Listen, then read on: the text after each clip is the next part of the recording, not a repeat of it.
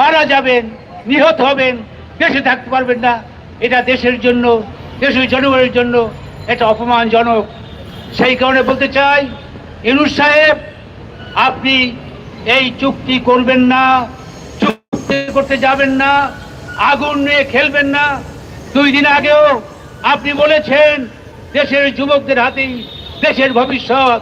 সেই যুবকরা আমার সামনে আজকে দাঁড়িয়ে আছে, তারাও আপনার ব্যাপারে সিদ্ধান্ত নিয়ে ফেলছে যে আপনাকে তারা রেহাই দিতে পারে না।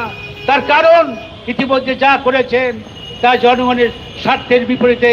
আমি সেই কারণে বলতে চাই, শুধু টার্মিনাল নয়, যে চুক্তি আপনি করেছেন জাতীয় স্বার্থের বিরুদ্ধে, সেই চুক্তিগুলো বাতিল করতে হবে। নির্বাচন সুষ্ঠু করুন। এবং আপনি যদি ভেবে থাকেন যে তারেক রহমানের সাথে কথা হয়েছে, জামাতের সাথে কথা হয়েছে, তাদের ভরসা আপনি কাজ করছেন, তাহলে আপনার রক্ষা নাই। দেশের 18 কোটি মানুষ, তার স্বার্থ এই নিউমরিং পোর্টের সাথে, চট্টগ্রাম পোর্টের সাথে জড়িত। আপনি ওইখানে মার্কিন সাম্রাজ্যবাদকে